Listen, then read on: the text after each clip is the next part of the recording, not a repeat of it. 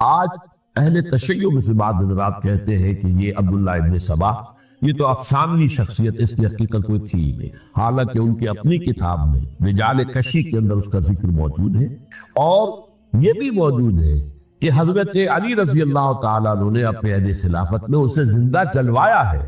اس کی وجہ کیا تھی؟ یہ آیا مدینے کے اندر اسلام کا لبادہ اوڑھ کر اس نے چند عقیدوں کی اشاعت شروع کی۔ سب سے پہلے حضرت علی تو خدا ہے، گاڈ انکارنیٹ، اوتار کا تصور، جیسے ہندوؤں میں ہے رام چندر جی خدا کا اوتار، اور عیسائیت میں بھی پہلے گاڈ انکارنیٹ کا تصور تھا کہ حضرت مسیح خدا کا اوتار، انکارنیشن آف گاڈ۔ تو اس نے کہا کہ حضرت علی تو خدا کا اوتار ہے، خدا ہے۔ نمبر دو، اس نے کہا کہ ہر نبی کا ایک وصی ہوتا ہے جس کے حق میں وہ وصیت کرتا ہے، تو حضور صلی اللہ علیہ وسلم کے وصی حضرت علی ہے، لہذا خلیفہ تو اول روز سے حضرت علی ہے، حضرت ابو بکر، حضرت عمر، حضرت عثمان، یہ تو غاصب ہے، اور حضرت عثمان کی خلافت تھی اس وقت تو خاص طور پر۔ پھر اس نے جو قبائلی عصبیت تھی اسے بھڑکایا۔ پرانی جو عصبیت چل رہی تھی قریش کے اندر، وہ دو گھرانے ایک دوسرے کے بدلے مقابل تھے۔ دیکھیے، ایک ہوتا ہے قبیلہ، ایک ہوتا ہے گھرانہ۔ ہمارے پنجاب میں ایک قبیلہ ہے وٹو قبیلہ، اس کے گھرانے بہت سے، مانے کے، لالے کے، سجے کے، شامت کے، یعنی کوئی لالا تھا ان میں سے بڑا، ان کے بیٹے ہو گئے لالے کے، ان کی اولاد، خاندان یہ کہلاتے ہیں۔ قبیلہ ایک، یہ وٹو قبیلہ۔ تو قبیلہ تھا قریش، اس میں گھرانے بہت تھے، بنو ہاشم، بنو امیہ، بنو تیم، بنو عدی، یہ بہت سے گھرانے تھے۔ تو جوٹی کے دو گھرانے جو تھے وہ بنو ہاشم اور بنو امیہ، ان کے درمیان چپقلش تھی، مقابلہ، مسابقت، اور یہ مسابقت فی الخیر بھی ہوتی تھی۔ اگر انہوں نے غریبوں کو کھانے کھلائے ہیں تو ہم ان سے بڑھ کر کھلائیں گے، اگر وہ حاجیوں کی خدمت کرتے ہیں تو ہم ان سے بڑھ کر کریں گے۔ ان کے اندر یہ مسابقت خیر کی تھی، لیکن چپقلش تھی کہ کوئی ہم سے آگے نہ نکل جائے، وہ سمجھتا تھا وہ آگے نہ نکل جائے۔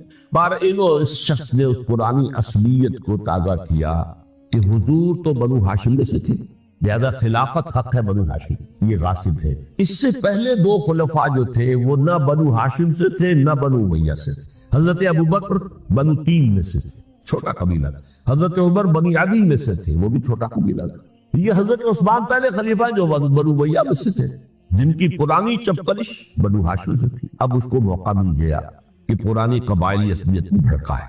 یہ ہے اصل میں اس فتنے کا پس منظر عبداللہ ابن سبا نے جو آ کر پھیلایا، اور اس کی تفصیل میں اس وقت میں نہیں جا سکتا، کیسے یہ فتنہ پروان چڑھا، کیا انہوں نے اسٹریٹجی اختیار کی، کہ یہ کیا کرتے تھے، گروہ بنا کر بھیجتے تھے لوگوں کو، کوفے میں جاؤ تو وہاں پر دمشق کے گورنر کے خلاف اور مصر کے گورنر کے خلاف الزامات لگاؤ، اس نے یہ کیا، وہ غبن کر گیا، وہ یہ کر گیا، وہ خیانت کر رہا ہے، وہ رشتہ داروں کو پال رہا ہے، اور عثمان کے خلاف بھی تقریریں کرو رضی اللہ تعالیٰ عنہ۔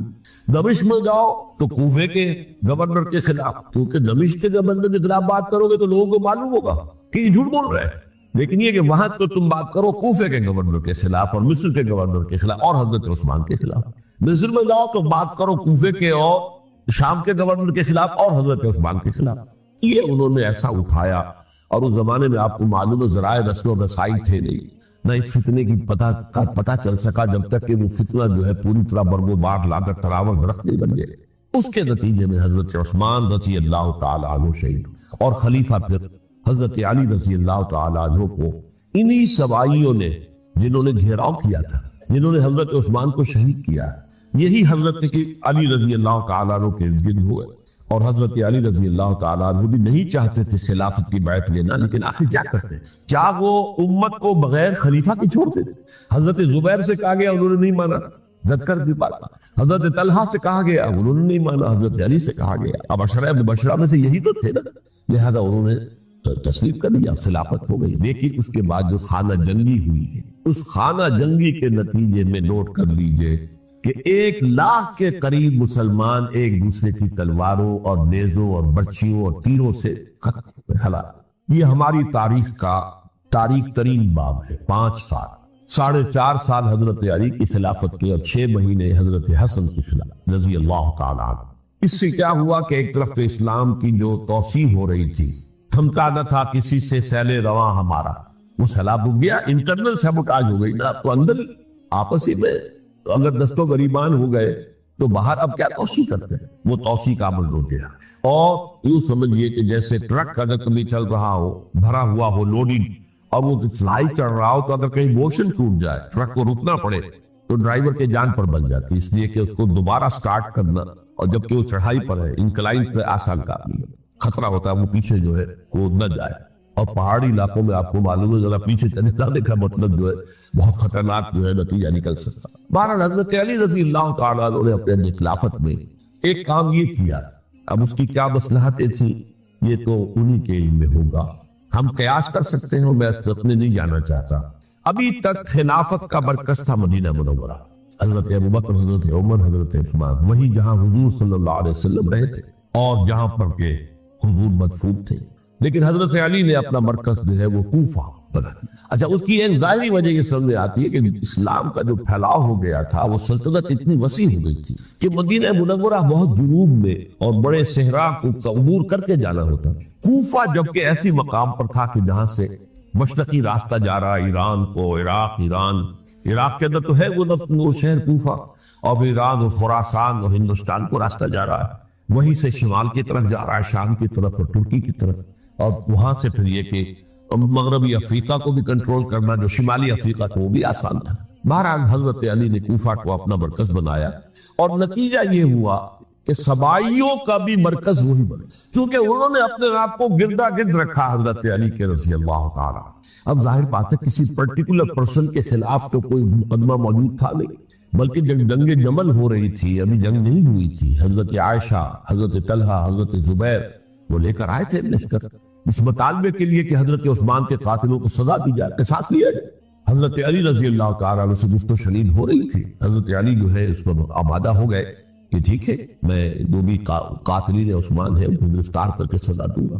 این اسی وقت کوفے کی مسجد کے اندر جو ہے 10,000 کا مجمع کھڑا ہو گیا، ہم سب قاتل عثمان، لو ہم سے بدلہ کانس لو گے، اور انہوں نے کیا کیا، جاتے ہی جنگ چھیڑ دی، جب چھڑ جائے تو یا مرو یا مارو، اس کے علاوہ تو کوئی چارہ کار ہوتا ہی نہیں۔ ایک رات میں 10,000 مسلمان شہید، جن میں 2 عشرہ مبشرہ میں سے حضرت زبیر اور حضرت طلحہ رضی اللہ تعالیٰ۔ تو یہ صورت تھی، سبائیوں نے گھیراؤ کیا حضرت علی کا رضی اللہ تعالیٰ۔ حضرت معاویہ دعوے دار نہیں تھے خلافت کے، قطعاً نہیں، ان کا صرف ایک دعویٰ تھا، اور وہ یہ تھا کہ عثمان کے قاتلوں کو گرفتار کرو، یا پھر سزا دو یا ہمارے حوالے کرو، ہم اس سے قصاص دیں گے۔ اس لیے کہ قبیلہ بنو امیہ کا تھا، اور حضرت ابی معاویہ بنو امیہ میں سے، تو ایک خاندانی طور پر جو ہے ہم قصاص لیں گے ان سے جنہوں نے قتل کیا ہے حضرت عثمان۔ لیکن یہاں ظاہر بات ہے کہ حضرت علی رضی اللہ تعالیٰ میں کوئی طرف سے مطالبہ یہ ہوتا تھا تم پہلے میری بیعت کرو، میرے ہاتھ مضبوط کرو تاکہ میں ان کے خلاف کوئی اقدام کر سکوں، لیکن انہیں یہ اندازہ تھا کہ اگر میں نے بیعت کی تو ظاہر بات ہے کہ حضرت علی تک پہنچنے سے پہلے مجھے گھر پر بلا دیں گے، اس لیے کہ سبائی جو ہے وہ آپ کو گھیرے ہوئے۔ بہرحال ایک عجیب الجھاؤ، ایک ڈائلیما تھا جس کی وجہ سے یہ جنگ چلتی رہی، اور حضرت علی رضی اللہ تعالیٰ عنہ کو انہی کے شیعان علی ہی کے اندر سے وہ جماعت علیحدہ ہوئی تھی جس کو ہم خوارج کے نام سے جانتے ہیں، اور ایک خارجی ابن ملجم ہی نے حضرت علی کو شہید کیا رضی اللہ تعالیٰ عنہ۔ پھر حضرت حسن رضی اللہ تعالیٰ عنہ، اب دیکھیے کس قدر صحیح بات تھی جو حضرت علی رضی اللہ تعالیٰ عنہ نے فرمائی جب ان سے کہا گیا کہ کیا ہم آپ کے بیٹے حسن کے ہاتھ پر بیعت کر لیں رضی اللہ تعالیٰ عنہ۔ فرمایا نہ میں تمہیں اس کا حکم دیتا ہوں نہ میں اس سے روکتا ہوں، یہ تمہارا معاملہ ہے، امرہم شورا بینہم، تم اپنے بابی مشورے سے جو فیصلہ کرو گے ٹھیک ہے، میں نہ حکم دیتا ہوں نہ روکتا ہوں۔ اس کا کیا مطلب ہے؟ باپ کے بعد بیٹے کی خلافت ہرگز حرام نہیں ہے، ورنہ کہتے کیسے ہو سکتا میرا بیٹا؟ نہیں، یہ نہیں کہا۔ حضرت عمر سے بھی کہا گیا تھا کہ اپنے بیٹے کو نامزد کر دیں، عبداللہ ابن عمر کو، تو انہوں نے جواب میں کیا کہا؟ اسے تو طلاق دینے بھی نہیں آتی۔ انہوں نے اپنی کسی زوجہ کو طلاق دی تھی، اور اس میں جو صحیح ترین طریقہ ہے وہ اختیار نہیں کیا تھا، انہیں طلاق بھی نہیں سکتے نہیں آتی تو میں اسے خطبہ بنا دوں۔ یہ نہیں کہا تھا کہ باپ کے بعد بیٹا خلیفہ نہیں ہو سکتا، یہ تو نہیں، کہیں خراب نہیں ہے، نہ کتاب و سنت میں، نہ کوئی حدیث ہے، نہ کہیں قرآن مجید میں۔ تو حضرت علی نے بھی فرمایا رضی اللہ تعالیٰ، نہ میں روکتا ہوں نہ حکم دیتا ہوں، یہ تمہارا اپنا معاملہ ہے۔ بہرحال حضرت حسن رضی اللہ تعالیٰ عنہ نے حضرت امیر معاویہ سے صلح کر لی، خلافت ان کے سپرد کر۔ دیکھیے میں حضرت ابوبکر، حضرت عمر، حضرت عثمان، حضرت علی کے ساتھ حضرت حسن کے دور خلافت کو بھی خلافت راشدہ میں سے سمجھ، اور تبھی 30 سال پورے ہوتے ہیں اس حدیث کے مطابق کہ حضور نے فرمایا خلافت 30 برس رہے گی پھر ملوکیت آ جائے۔ تو حضرت حسن کا بہت بڑا کارنامہ یہ ہے کہ اس خانہ جنگی کا دروازہ بند کر، اور یہ پیشے گوئی تھی حضور کی صلی اللہ علیہ وسلم۔ حضرت حسن جب بچے تھے حضور کے انتقال سے پہلے میرا یہ بیٹا مسلمانوں کے دو گروہوں میں صلح کرائے گا. یہ حضور کی پیشن گوئی تھی اور وہ پیشن گوئی حضرت حسن کے علم میں بھی ہوگی یقین. بہرحال انہوں نے صلح کی حضرت امیر معاویہ کے ساتھ رضی اللہ تعالیٰ عنہ، خلافت ان کے حوالے کر دیا اور کچھ شرائط تھی طے ہو گئی. اللہ خیر سے حضور کی تو یہ پیشن گوئی کے صحیح ثابت ہوئی کہ میرا یہ بیٹا مسلمانوں کے دو بڑے گروہوں کے درمیان صلح کرا رہا ہے، اور سبائیوں نے انہیں تعنے دیے یا عار المومنین، اے مومنوں کے لیے موجب عار، موجب شرم، تم نے بزدلی دکھائی ہے، تم نے امیر معاویہ کو خلیفہ تسلیم کر دیا، تم نے بزدلی دکھائی. معاذ اللہ ثم معاذ اللہ ثم معاذ. اب میں کچھ باتیں حضرت امیر معاویہ کے بارے میں کہنا چاہتا ہوں، اس لیے کہ وہاں اس میں نے حضرت معاویہ کے بارے میں یہ تو بہت خدمت کے ساتھ آ تھا، اور میں اب بھی اس پر قائم ہوں اور پوری طریقے سے قائم ہوں. میرا مستقل موقف یہی ہے کہ حضرت معاویہ رضی اللہ تعالیٰ عنہ کے دور خلافت کو ہم خلافت راشدہ میں شامل نہیں سمجھ، اہل سنت میں سے کوئی بھی نہیں سمجھ.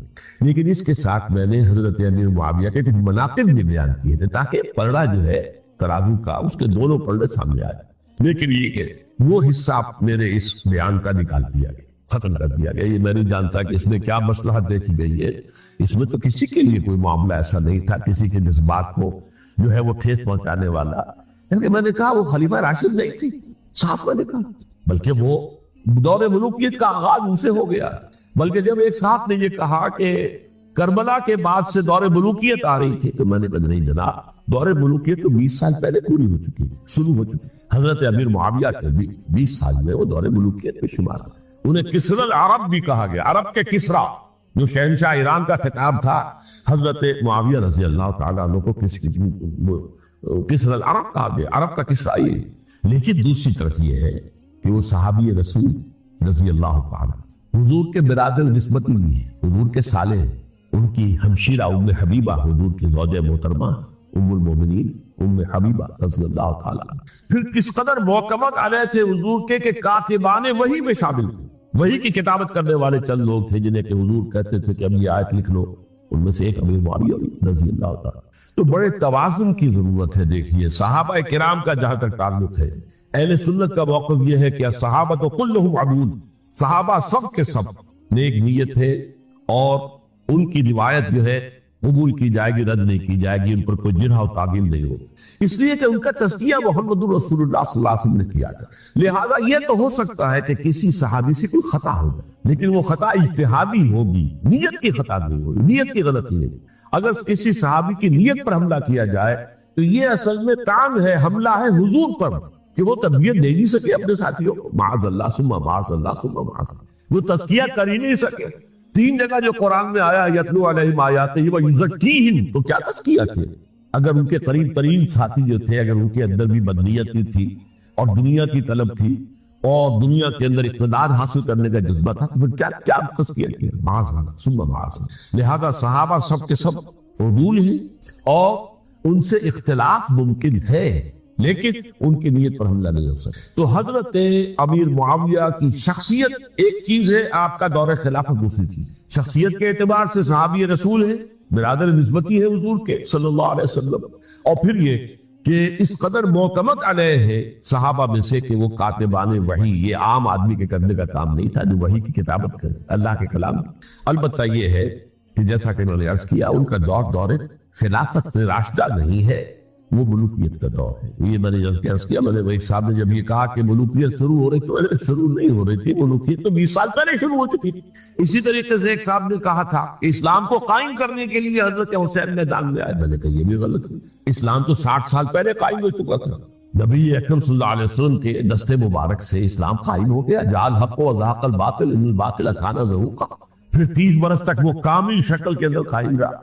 تو اسلام جو ہے وہ جو ہے در حقیقت اب قائم کرنے والی بات نہیں تھی. البتہ اس کے اندر زوال شروع ہو گیا تھا. اس زوال کے عمل کو روکنے کے لیے حضرت حسین میدان میں. یہ چیز کو صحیح تاریخی پرسپیکٹو میں رکھنا. جس طرح سے دین کو قائم کرنے کے لیے قائم تو کیا محمد رسول اللہ صلی اللہ علیہ وسلم والذین معہ رضی اللہ تعالی عنہ، انہوں نے کیا. ہاں اب جو ہے وہ اپنی اس شاندار حیثیت سے نیچے گرنے لگا تھا. وہ میں بعد میں عرض کروں گا کہ میں نے اس سے کیا عرض کیا تھا کہ یہ اس زوال کو روکنے کے لیے کسی طریقے سے یہ اپنی اصل حقیقت پہ قائم رہے. یہ حضرت حسین رضی اللہ تعالیٰ عنہ کی سعید تھی۔ اچھا، حضرت امیر معاویہ کے جو 20 سال ہیں وہ پورے امن، سکون، اطمینان، کوئی جھگڑا، کوئی فساد، کوئی اختلاف، کوئی باہمی خاندانی، کچھ 20 سال، یہ بھی تاریخ کی بڑی چشم کشا حقیقت ہے جو عام طور پر لوگوں کے علم میں نہیں۔ سبائی بھی دبکے رہے، حضرت امیر معاویہ کی حکومت اتنی مضبوط تھی، کنٹرول، کہ ان کو کچھ سر اٹھانے کا موقع نہیں ملا، موجود تھے، دبکے رہے۔ جیسے کہ میں نے کہا، ریولوشن کے آخری مرحلے پر آ کر جو مخالفین ہیں وہ دب جاتے ہیں کہ پھر دیکھیں کہ موقع ملے گا تو پھر لیں ان سے حساب کتاب۔ 20 سال رہے ہیں پورے امن کے۔ 10 سال کے بعد یعنی درمیان میں ہے حضرت امیر معاویہ کا عہد خلافت۔ ایک صحابی جو کہ بزرگ صحابہ میں سے ہے، مغیرہ بن شعبہ رضی اللہ تعالی عنہ، وہ آتے ہیں اور وہ کہتے ہیں کہ دیکھیے امیر المومنین، کتنی بڑی خانہ جنگی رہی تھی مسلمانوں کی آپس میں، اور اب بھی اگر آپ کسی کو نامزد کیے بغیر چھوڑ گئے امت کو تو پھر خانہ جنگی ہو جائے۔ 1 لاکھ اس وقت جو ہے وہ ہلاک ہوئے تھے، نہ معلوم اب کتنے ہلاک۔ لہٰذا آپ اپنی زندگی ہی میں نامزد کر دیجئے کسی کو خلیفہ، ولی عہد بنا۔ حضرت امیر معاویہ نے ابتداءً جو ہے انکار کیا گیا، لیکن ان کے دلائل ایسے تھے وزنی، اور میں سمجھتا ہوں کہ وہ بات صحیح تھی جو مغیرہ بن شعبہ نے کہی، اس لیے کہ اب صحابہ کرام میں سے جو کبار صحابہ تھے وہ تو سب دنیا سے رخصت ہو چکے تھے۔ اب تو یا صغار صحابہ رہ گئے تھے جو حضور کے زمانے میں بچے تھے، حضرت حسن، حضرت حسین، عبداللہ ابن زبیر بچے تھے، یا تو وہ تھے، اور یا بالکل نو مسلم تھے، اور نو مسلموں میں بڑی تعداد وہ تھی جو ایرانیوں کی تھی، شامیوں کی تھی، ادھر کی تھی، ادھر کی تھی۔ تو ان کو تو ظاہر بات ہے کہ تربیت نبوی سے کیا خلافت راشدہ سے بھی اکثر و بیشتر کو کوئی حصہ ملا ہی نہیں۔ تو اس صورت میں اب وہ اعلیٰ ترین معیار پر حکومت کے نظام کو قائم کرنا ممکن نہیں ہے۔ کوئی قبائلی عصبیت جب تک حکومت کی پشت پر نہیں ہوگی، حکومت مستحکم نہیں ہوگی۔ یہ گویا کہ ایک جس کو کہتے ہیں کہ حقیقت بینی، واقعیت پسندی، ایک آئیڈیالزم ہے اور ایک ریئلزم ہے کہ آپ فیکٹس آن دی گراؤنڈ کو غور کریں، سوچیں اس کے اوپر اور پھر کوئی فیصلہ کریں۔ اس اعتبار سے پھر حضرت امیر معاویہ نے بات مان لی اور بیعت لے لی لوگوں سے حضرت یزید کے لیے کہ یہ خلیفہ ہوں گے میرے بعد، اس کو ولی عہدی کہتے ہیں۔ اچھا، اس وقت 5 افراد ایسے تھے کہ جنہوں نے اس سے اختلاف کی۔ یہ بات بہت اہم ہے۔ میرا کتابچہ ہے سانحہ کربلا، اس کے کچھ نسخے آج یہاں ہوں گے، آپ لوگ پڑھیے اسے غور سے اور پھیلائیے تاکہ حقیقت سامنے آئے۔ 5 افراد کون تھے جو ہونے چاہیے؟ ابو بکر فوت ہو گئے، ان کے بیٹے عبد الرحمن ابن ابی بکر۔ عمر فوت ہو گئے، ان کے بیٹے عبداللہ ابن عمر۔ عباس فوت ہو گئے، ان کے بیٹے عبداللہ ابن عباس۔ زبیر فوت ہو گئے، ان کے بیٹے عبداللہ ابن زبیر۔ اور حضرت حسن جو ہے ان کا انتقال ہو چکا تھا، حضرت علی کے بیٹے حضرت حسین رضی اللہ تعالیٰ عنہ اجمعین۔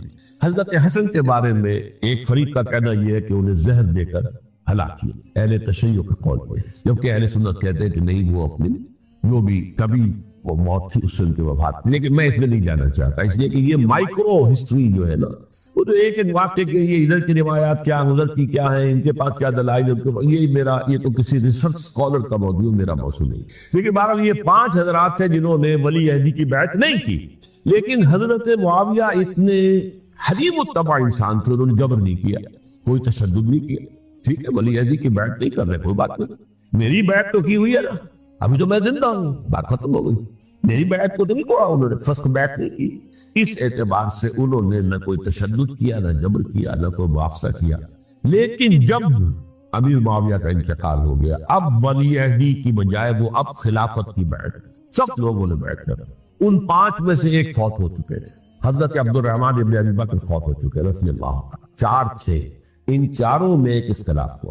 2 کی رائے یہ تھی، عبداللہ ابن عمر، عبداللہ ابن عباس، کہ اگرچہ یہ کام غلط ہوا ہے، اسلام کی روح کے منافی ہوا ہے، یہ بادشاہت کی بنیاد پڑ رہی ہے، لیکن یہ بات ایسی نہیں ہے کہ اس کی بنا پر ہم خانہ جنگی شروع کروا دیں، امت کے خون خرابہ کروائیں، فساد کروائیں۔ لہذا انہوں نے بیعت کر لی۔ اب کوئی اگر یہ کہے معاذ اللہ کہ وہ بک گئے تھے یزید کے ہاتھ میں، معاذ اللہ ثم معاذ اللہ، وہی بات آپ اختلاف کر سکتے ہیں کہ انہیں نہیں کرنی چاہیے، یہ کوئی رائے رکھے، مجھے اختلاف ہے، لیکن ان کی نیت پر حملہ کریں گے تو حملہ محمد رسول اللہ پر ہوگا صلی اللہ علیہ وسلم۔ عبداللہ ابن عمر کون ہے؟ کتنی حدیثیں ان سے جو ہے وہ منقول ہیں۔ عبداللہ ابن عباس کون ہے؟ جنہیں حضور نے جو ہے جن کے لیے دعا کی تھی، اے اللہ فقہہ فی الدین وعلمہ التاویل، اے اللہ اس نوجوان کو دین کا فہم عطا کر اور قرآن کی تعویل اور تفسیر کا علم عطا کر، حبر الامہ کہلاتے ہیں۔ وہ کہیں پیسوں اور ٹکوں کے عوض بن جانے والے نہیں تھے. انہوں نے امت کی مصلحت دیکھی, نیت جو ہے اس پر حملہ نہ کی گئی. البتہ اختلاف کا حق آپ کو حاصل ہے. دو حضرات جو ہے ڈٹے رہے کہ نہیں, ہمیں کم وقت میں رجسٹ کرنا ہے. عبداللہ ابن زبیر عمر کے اعتبار سے وہ بڑے ہیں. مسلمانوں میں سب سے پہلے ولادت مدینے میں جا کر جو ہوئی ہے وہ عبداللہ ابن زبیر کی ہوئی ہے. ہجرت کر کے جب وہ آدمی وہاں پہنچے, کچھ عرصے تک کسی کے کوئی اولاد نہیں ہوئی, تو لوگوں نے تانے دینے شروع کر دیے کہ معلوم ہوتا ہے کہ یہاں آ کر یہ مکے کے رہنے والے جو ہے کمزور ہو گئے ہیں, ان کے اولاد ہی نہیں ہو رہی. تو عبداللہ ابن زبیر کی ولادت ہوئی ہے, یہ حضرت ابو بکر کے نواسر, حضور کی زوجہ محترمہ حضرت عائشہ کی بہن حضرت دیکھیے ابھی نام نکل گیا ہے جی, حضرت اسماء رضی اللہ تعالی عنہا عنہما, یہ ان کے صاحبزادے حضرت زبیر کے بیٹے. ان کا فیصلہ ہوا کہ ہمیں رجسٹ کرنا ہے کم وقت میں ایٹ اینی کاسٹ. حضرت حسین ابن علی رضی اللہ تعالی عنہ کا بھی فیصلہ ہوا کہ ہمیں رجسٹ کرنا ہے کم وقت میں. البتہ ان میں بھی ایک اختلاف ہو گیا, یعنی یہ دو تو جڑے رہے, ان دو میں اختلاف ہو گیا. عبداللہ ابن زبیر کا کہنا یہ تھا کہ ہمیں حجاز میں رہنا چاہیے, یہ سرزمین ہے جس میں نبوت کی برکات سب سے زیادہ ہے, یہاں ہم مضبوط قلعے کے اندر ہیں, ہمیں یہاں سے جو ہے رجسٹ کرنا چاہیے اور ختم کرنا چاہیے اس نظام کے اندر جو خرابی آ گئی ہے. حضرت حسین رضی اللہ تعالیٰ عنہ کے پاس خطوط کا تانتا بنا ہوا تھا, کوفے سے لوگ خط لکھ رہے تھے, آئیے آئیے آئیے, ہم آپ کے ہاتھوں بیعت کریں گے, ہم آپ کے ہاتھوں بیعت کریں گے, ہم آپ کے ہاتھوں بیعت کریں گے. یہی وہ کوفہ جو حضرت علی کا دارالخلافہ رہا تھا اور جو پھر سبائیت کا گڑھ بن گیا تھا. چنانچہ حضرت حسین نے حضرت مسلم بن عقیل کو بھیجا وہاں پر کہ میرے نمائندے کی حیثیت سے جا کر وہاں پر بیعت لو. 10-12 ہزار افراد نے بیعت کر لی. لیکن اس کے بعد یزید کی طرف سے گورنر بنا کے بھیجا گیا ابن زیاد کو. ابن زیاد نے آ کر جو تشدد کیا اور سختی کی تو سب کے سب بیعت توڑ کر اور سب منحرف ہو گئے. مخلصین تو وہ تھے نہیں, الکوفی لایوسی, کوفی جو ہے وہ تو کوئی وعدہ وفا کرنے والا ہوتا ہی نہیں, بیعت توڑ دی. فمن نقص فانما ينقص على نفسه, بیعت کے بعد بیعت توڑ دینا بہت بڑا گناہ, توڑ دی. ادھر اطلاع مل گئی حضرت حسین کو, چل چکے تھے وہ راستے میں تھے کہ وہاں تو مسلم بن عقیل شہید ہو گئے اور سب لوگوں نے بیعت توڑ دی. اب واپس جانا چاہتے تھے لیکن مسلم بن عقیل کے بیٹے جو ہے اڑ گئے. یہ عرب کی اپنی ایک جو ہے پرانی ان کی حمیت اور ان کا قبائلی نظام کہ اب ہم اپنے والد کے خون کا قصاص لیے بغیر نہیں جائیں. حضرت حسین رضی اللہ تعالیٰ عنہ کی مروت اور شرافت, یہ میرا ساتھ دینے کے لیے آئے تھے, اب میں ان کا ساتھ نہ دوں تو یہ تو شرافت اور مروت کے خلاف ہے. کہاں سے چلو چلتے وہاں جا کر بھی عین اپنے میدان کے اندر بھی حضرت حسین رضی اللہ تعالیٰ عنہ نے 3 چیزیں پیش کی ان کوفیوں کے لشکر کے خلاف. سب سے بڑا لشکر کے اندر سب سے بڑے تو کوفی تھے جنہوں نے بیعتیں کی ہوئی تھی حضرت حسین کے ساتھ. دیکھو مجھے جانے دو واپس حجاز کی طرف, یا مجھے سرحدوں پر بھیج دو تاکہ میں کافروں کے ساتھ جنگ کرتے ہوئے اپنی جان دے دوں, یا مجھے یزید کے پاس جانے دو, میں اپنا معاملہ اس سے طے کر لوں. لیکن کوفیوں کو یہ گوارا نہیں تھا. اگر یہ یزید کے پاس پہنچ گئے تو ہمارا کچا چٹھا بیان کر دیں گے کہ مجھے تو ان لوگوں نے برگلا کر بلایا تھا. اس لیے کہ دیکھیے حضرت امیر معاویہ کے 20 سالوں کے دوران میں بتا چکا ہوں, ان کی حکومت اتنی مستحکم تھی کہ اس کے خلاف تو فتنہ اٹھانا ممکن نہیں تھا. اب چونکہ چینج اوور ہوا تھا, اور چینج اوور میں آپ کو معلوم ہوتا ہے کہ ایک جس کو کہتے ہیں every thing is in the melting پاٹ, ابھی تو یہ درمیان کے اندر معاملہ ہے, تو انہیں موقع ملا سر اٹھایا حضرت حسین رضی اللہ تعالیٰ عنہ کو, جو خطوط لکھے جس کے کہ تھیلے کے تھیلے اور بوریوں کی بوریاں بھری ہوئی حضرت حسین کے ساتھ تھی. وہ کہا کہ آئیے ہم آپ سے بیعت کریں گے, انہوں نے نہیں مانا. اور اصل میں حضرت حسین کے قاتل وہ کوفی, وہ بزدل, وہ منافق جنہوں نے بیعت کر کے بیعت توڑی.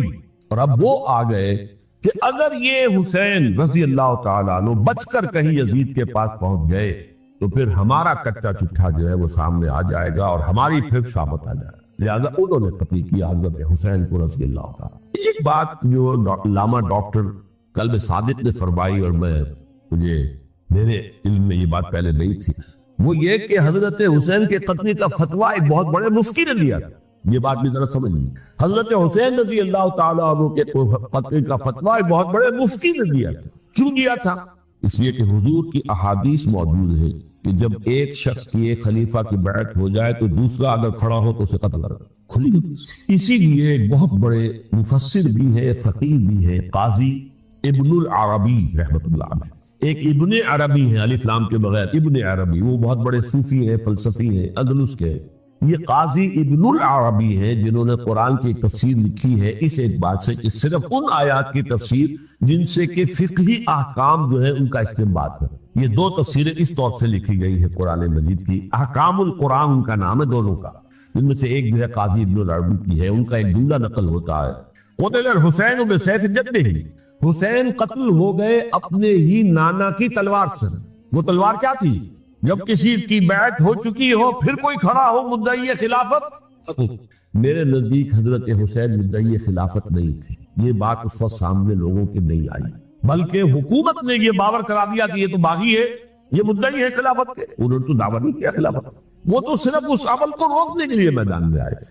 اور اس بات کو اچھی طرح سمجھ لیجئے کہ اس وقت تک یہ جو تصور آج ہمارے پاس ہے کہ ریاست علیحدہ ہے، حکومت علیحدہ ہے. State of Pakistan, we are loyal to the state of Pakistan. ہم ریاست پاکستان کے وفادار ہیں، گورنمنٹ آف پاکستان کے وفادار نہیں ہے. We are not loyal to the government. Government تو کبھی بے نظیر کی تھی، ہم اس کے خلاف تحریک چل رہے ہیں، یا کبھی کسی اور کی تھی اس کے خلاف تحریک چل رہی ہے، یا کبھی جاوید حق کی تھی اس کے خلاف تحریک چل رہی ہے. گورنمنٹ کو بدلنا تو عوام کا حق ہے. آج اس وقت نہیں تھا، اس وقت ریاست اور حکومت کا کوئی فرق نہیں تھا. لہذا جو حکومت سے اختلاف کرے گویا کہ باغی ہے. یہ ہے اصل میں وہ پیچیدہ مسئلہ کہ کیوں کسی مفتی نے فتویٰ دے دیا. اس لیے کہ اس وقت تک ریاست اور حکومت کا فرق واضح نہیں تھا دنیا. اور یہ تو ابھی تو 100-150 سال کی بات ہے کہ آج ہمارا جو پولیٹیکل سائنس کا ایولیوشن ہوا ہے وہ اسٹیج تک پہنچ گیا ہے کہ اسٹیٹ علیحدہ ہے، حکومت علیحدہ ہے. حکومت تو اسٹیٹ کے 3 آرگنز میں سے ایک آرگن ہے. ایڈمنسٹریشن حکومت کی ہے، جوڈیشری ہے اور لیجسلیچر ہے. 3 آرگنز ہیں بڑے بڑے، ان میں سے ایک ہے. تو حکومت کو بدلنا تو عوام کا حق ہے، چاہے وہ ووٹ کے ذریعے بدلے چاہے ایجیٹیشن. اگر پرامن ایجیٹیشن ہے اس سے حکومت کو بدلنے کا حق حاصل ہے دستوری طور پر ہر اعتبار سے. اس وقت یہ نہیں تھا. لہذا صورتحال یہ بن گئی کہ حکومت وقت نے باور کرا دیا مسلمانوں کو. ورنہ سوچئے نواسہ رسول کو قتل کرنا کوئی آسان کام تھا. آخر سب کلمہ گو تھے کہ نہیں تھے؟ کلمہ گو تھے اور حضور سے عقیدت اور محبت میں کبھی. لیکن یہ کہ فتویٰ اگر ایک بہت بڑے مفتی کا جو کہ حضرت علامہ ڈاکٹر قلب صادق صاحب نے فرمایا، مجھے اس مفتی کا نام بھی معلوم نہیں، کہ ایک مفتی کا فتویٰ تھا وہ، جس کے بنا پر اب ان لوگوں نے حضرت حسین کو قتل کیا. اور یہی وجہ ہے کہ انہوں نے پھر خیموں کو بھی آگ لگا دی. بھائی حالانکہ دیکھیے اگر دشمنی کا انتقام ہوتا تو حضرت علی بن حسین جو بیمار تھے، جو بعد میں زین العابدین رحمت اللہ علیہ کے نام سے پھر یہ اہل تشیع کے چوتھے امام معصوم ہے، حضرت علی، حضرت حسن، حضرت حسین اور پھر حضرت علی بن حسین زین العابدین رحمت اللہ ہے. کیا ان کو بھی قتل کرتے تھے؟ حضرت حسین کی نسل ختم ہو جاتی. لیکن دیکھیے آج کیوں لگائی؟ آج اس لیے لگائی کہ وہ جو ڈاکومنٹری پروف ہے ہماری غداری کا یزید کے خلاف حضرت حسین کو جو ہم نے دعوت دی، وہ جو ڈاکومنٹری پروف خطوط کی شکل میں موجود ہے وہ ختم ہو جائے، ڈسٹرائے ہو جائے. اس کے لیے انہوں نے خیموں میں آگ لگائی. بہرحال یہ ہے تاریخی پس منظر. یہ اسی سبائی فتنے کا تسلسل ہے جس نے سب سے پہلے حضرت عثمان کی جان لی رضی اللہ تعالیٰ عنہ. 5 سال تک مسلمانوں میں خانہ جنگی رکھی، حضرت علی کو پھر شہید کیا، اور اس کے بعد جو ہے 20 سال حضرت امیر معاویہ کے تو سر نہیں اٹھا سکے. لیکن پھر جب ایک چینج اوور ہو رہا تھا تو اس وقت انہوں نے موقع غنیمت سمجھا کہ اب کھڑے ہو جاؤ اور اب دوبارہ ایک فتنہ جو ہے اس کو امت کے اندر پیدا کرنا. اچھا اس معاملے میں ایک بات جو میں نے وہاں کہی کہ ہمارے ہاں شاعرانہ جو مبالغہ آمیزی ہے، یہ میری گفتگو کا حصہ انہوں نے حذف کر دیا ہے. اور میں نے ایک سنی شاعر بہت بڑے عالم جن کے حوالے سے آج بھی میری تقریر ہوگی خالد جناح ہال میں، مولانا محمد علی جوہر کے ایک شعر کے حوالے سے کہا کہ قتل حسین اصل مرگ یزید ہے، اسلام زندہ ہوتا ہے ہر کربلا کے بعد. میں نے کہا بالکل محمل شعر ہے، اسلام مرا ہی نہیں تھا، زندہ ہونے کا کیا سوال. اور اگر کسی درجے میں مزمحل یا زخمی ہوا تھا تو وہ تو رہا، کربلا کے بعد بھی رہا. یزید کی حکومت بھی رہی، بنو امیہ کی حکومت بھی چلی، وہ تبدیل تو نہیں آئی. یہ کیا کہہ رہے ہیں اسلام زندہ ہوتا ہے کربلا کے بعد؟ میں نے کہا اسلام مرا نہیں تھا. جیسے میں نے یہ کہا کہ ملوکیت جو ہے وہ اب شروع نہیں ہوئی، ملوکیت تو 20 برس پہلے شروع ہو چکی تھی حضرت امیر معاویہ کے. لیکن ظاہر بات ہے کہ حضرت حسن نے، حضرت حسین نے اس کو قبول کیا، اور حضرت حسین نے تو پھر 10 سال تک ولی عہدی جو تھی چاہے بیعت نہیں کی لیکن اس کے خلاف میدان میں آ کر چیلنج تو نہیں کیا. اس اعتبار سے یہ معاملہ جو ہے اسلام زندہ ہوتا ہے کربلا کے بعد، یہ بے تکی بات ہے۔ ہاں حضرت شاہ اسماعیل شہید رحمۃ اللہ علیہ کی اگر میں تصویر کو تمثیل کو سامنے رکھوں تو اسلام کی عمارت 6 منزلہ ہے، 6ٹی منزل ٹاپ کی وہ گر گئی، 5 منزلیں انٹیکٹ تھی، اسلام مرا نہیں تھا۔ عدالت میں شریعت کے مطابق فیصلے ہو رہے تھے، قاضی تھے، مفتی تھے، شریعت نافذ تھی، اسلام نہ مرا تھا۔ جبکہ خود کہہ رہے ہیں علامہ قلب صادق کے ایک مفتی کے فتوے سے ہی حضرت حسین کو قتل کیا گیا۔ اب وہ مفتی کی رائے، اس کی بدنیتی ہو، جو بھی ہو، وہ جانے، اللہ جانے، لیکن عام مسلمان کیا کرے؟ اس پہلو سے اسلام مرا نہیں تھا۔ ہاں ایک منزل گر گئی تھی، وہ گری نہیں، 1000 برس تک گری نہیں، یہاں تک کہ آ کر مغربی امپیریلزم نے اس کے گرایا، ملوکیت کا معاملہ ختم کیا، اور وہ جبرین ملوکیت دوسری آ گئی، ورنہ وہی سب بادشاہی چلی ہے۔ بلکہ دور بنو امیہ میں وہ بادشاہی پوری طرح اس نے بالوں پر نہیں نکالے تھے، اصل باروں پر تو اس نے نکالے ہیں دور بنو عباس میں رہ کر، اور پھر سلاطین جو ہے ترک، جو ترک خلفاء ہے، ان کا بھی بادشاہت تھی، اور کیا تھا، وہ خلافت تو نہیں۔ یہ تو اسلام میں جو بھی نقص واقع ہو گیا تھا، کبھی واقع ہو گئی تھی، وہ جو کی تو برقرار ہے، اس کو بھی تسلیم کیا۔ میں اللہ کا شکر ادا کر کے کہتا کہ دونوں حضرات، دونوں شیعہ دانشور اور بڑی اعلیٰ سطح کے جو شیعہ عالم تھے، انہوں نے اس بات کو تسلیم کیا اور میری اس بات کو چیلنج نہیں کیا۔ اصل میں تیسری بات میں نے یہ کہی کہ دیکھیے حضرت حسین رضی اللہ تعالی عنہ کی اس شہادت کے بعد، اس کے بعد واقعہ حرہ بھی ہوا، جو واقعہ کربلا سے بھی بعض اعتبارات سے زیادہ بھیانک اور زیادہ گھناؤنا واقعہ بنو امیہ کی تاریخ ہے، جس کو لوگ جانتے ہی نہیں۔ مدینے کے کچھ لوگوں نے بغاوت کی اور انہوں نے اس کے خلاف فوج بھیجی، اور فوج کو جو مدینہ فتح کر لیا، 3 دن کے لیے حلال کر دیا، جو چاہو کرو، یا جسے چاہو مارو، جسے چاہو لوٹو، جس کا گھر چاہو برباد کرو، جس عورت کو چاہو ریپ کرو۔ اور یہ مدینہ النبی کے اندر ہوا، تو کاٹ کھانے والی ملوکیت کے اندر بہت سے واقعات تھے۔ عبداللہ ابن زبیر کھڑے ہوئے، انہوں نے حکومت قائم کی تھی، لیکن یہ کہ وہ تو 6 سال کے لیے کامیاب بھی رہے، ایک حکومت قائم کی، بنو امیہ کے ہاتھ پر بیٹھنے کی، بالآخر ان کی حکومت بھی ختم ہو گئی۔ پھر حضرت زید کھڑے ہوئے، انہوں نے بغاوت کی، وہ بھی ناکام رہ گئے۔ پھر بنو عباس میں کھڑے ہوئے حضرت نفس زکیہ، حضرت حسن رضی اللہ تعالیٰ عنہ کے اولاد میں سے، وہ بھی ناکام ہو گئے، شہید ہو گئے۔ پھر یہ سمجھ لیا گیا کہ اب یہ جہاں تک 6ٹی منزل ہے، وہ تو دوبارہ تعمیر نہیں ہو سکتی، یہ تو جس کی لاٹھی اس کی بھینس، جس کے پاس طاقت ہوگی اس کی حکومت ہوگی، جس کا قبیلہ زیادہ قوی ہوگا، جس قبیلے میں زیادہ عصبیت ہوگی، مضبوط ہوگا، متحد ہوگا، طاقتور ہوگا، اسی کی حکومت ہوگی۔ البتہ اس کے نیچے لوگوں کے اخلاق کی اصلاح کرو۔ صوفیاء کرام نے وہ کام اپنے ذمہ لیا، اور بالکل وہی کام ہے کہ جو ائمہ اہل بیت کرتے رہے۔ حضرت حسن کی اولاد میں، پھر حضرت علی بن حسین رضی اللہ عنہ، حضرت حسین کی اولاد میں، پھر امام محمد باقر، امام محمد جعفر صادق، اور اس کے بعد بھی 5 اور، کسی نے بغاوت نہیں۔ جیسے علماء کرام کام کر رہے تھے اور جیسے صوفیاء کرام کام کر رہے تھے، ایسے ہی وہ مسلمانوں کی علمی تربیت، روحانی تربیت اور تزکیہ کر رہے تھے۔ کسی نے حکومت کو چیلنج نہیں کیا، ووٹ کر لیجیے اس بات۔ حضرت علی نے بھی چیلنج نہیں کیا تھا، حضرت حسن نے چیلنج نہیں کیا، خود صلح کر لی۔ تو ائمہ اہل بیت جو 12 یہ گنتے ہیں، جن میں سے آخری جو ہے حضرت مہدی کو تو ابھی ظاہر ہونا ہے، ان کے عقیدے کے مطابق وہ روح پوش ہے، وہ ظاہر ہوں گے، لیکن 11 حضرات کے بارے میں یہ کہ حضرت حسین کے سوا کسی نے بھی چیلنج نہیں کیا موت کے نظام، اور حضرت حسین نے بھی اس مغالطے پر کیا کہ کوفی ساتھ دیں گے، اور یہ موقع ہے کہ یہ جو 6ٹی منزل اسلام کی گر گئی ہے، اسے دوبارہ تعمیر کر دیا جائے۔ انہوں نے خلافت کا دعویٰ نہیں کیا تھا، یہ انہیں عوام کو مغالطے میں مبتلا کیا گیا کہ یہ خلافت کا مدعی ہو کر سامنے آئے۔ جیسا کہ میں نے آپ سے کہا تھا، امیر معاویہ نے حضرت علی کے عہد خلافت میں کبھی خلافت کا دعویٰ نہیں کیا، مدعی خلافت نہیں تھے وہ تو یہ کہتے تھے کہ قاتلان حسین جو ہے، قاتلان عثمان کو سزا دو، قصاص دو، بس۔